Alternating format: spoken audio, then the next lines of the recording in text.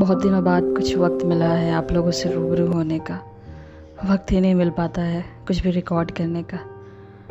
तो आज बात करते हैं जिम्मेदारियों की।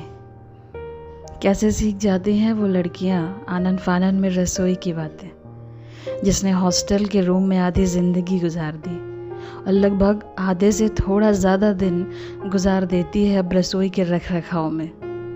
वो लड़की जिसने चम्पी भर तेल हाथ में लिया था और बहने दिया था दीदी के बालों में। ठीक ठाक कैसे सीख जाती हैं सब्जी में तेल का हिसाब, जो सखी की किसी और से नज़दीकी पर गुस्से से जी भर जल भुन जाती थी, अब मसाला किस हद तक भुनना बिना सीखे ही सीख जाती हैं।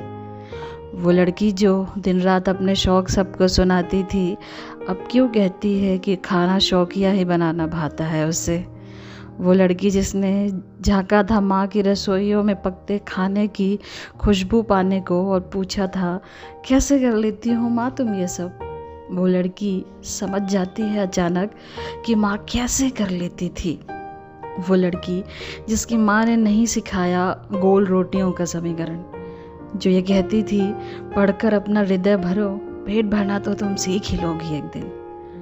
वो लड़की जिसकी माँ ने नहीं सिखाया चूल्हा चौका, क्योंकि माँ जानती थी ये सीखने के लिए उसका काफ़ी है लड़की होना और यही उसकी डिग्री है रसोई घर की। सो भी बटोर लेने देती हूँ बाकी डिग्रियाँ।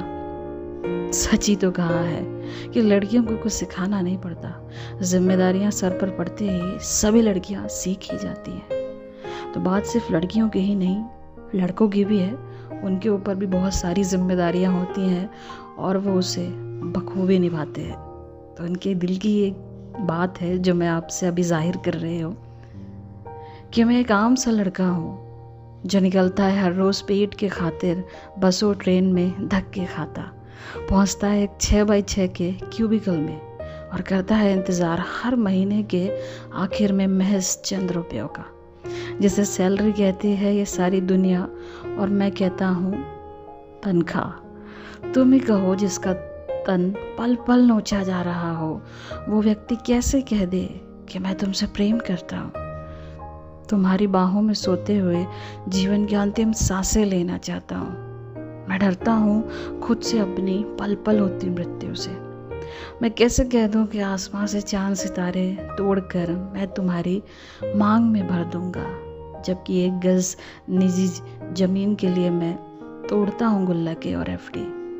मैं आज का कोलंबस हूँ, नहीं कर पाऊँगा तुम्हारे लिए किसी देश की खोज, नहीं घुमा सकूँगा तुमको ये संपूर्ण दुनिया। मैं तो खुद को खो चुका हूँ एक उम्र से। मैं डरता हूँ अप्रत्यक्ष प्रेम के इजहार से। पर सुनो प्रिय, क्या तुम मेरी कई बातों को समझ पाओगी? घर में कहूँ रोटी तो तुम समझना मेरा परिणय प्रस्ताव, घर में कहूँ ईंट पत्थर मकान तो तुम समझना एक प्यारा सा घर, जब मैं कहूँ संसार तो तुम समझना हमारे बच्चे, जब मैं कहूँ नदी का समंदर में समाना तो तुम समझना मेरा मर जाना तुम्हारी गोद में। मैं जानता हूँ तुम समझ जाओगे, जैसे तुमने कहा पेड़ पौधे, और मैं समझ गया तुम्हारा कहना कि हे प्रियवर अपना ध्यान रखना, मुरझाना मत, और बचा लिया कुछ दिन के लिए दम तोड़ते हुए काम से लड़के को। क्या लड़का हो या लड़की, हम सबकी ज़िंदगी लग्जरियस नहीं हो सकती। हम में से बहुत लोगों की ज़िंदगी आम है और हम आम ही ज़िंदगी जीते हैं। सपनों को भुलाकर अपनी अपनी जिम्मेदारियों में खो चुके हैं हम। तो ज़रूरी है यहाँ पर सुकून का होना। किसी को पहाड़ों में अकेले भटकते हुए सुकून मिलता है, तो किसी को घर परिवार की जिम्मेदारियां निभाकर। आप जो भी रास्ता चुने ये आपके ऊपर है। बस याद रखें कि ज़िंदगी सबके लिए एक जैसी नहीं होती। बस जैसी भी हो सुकून मिलना चाहिए।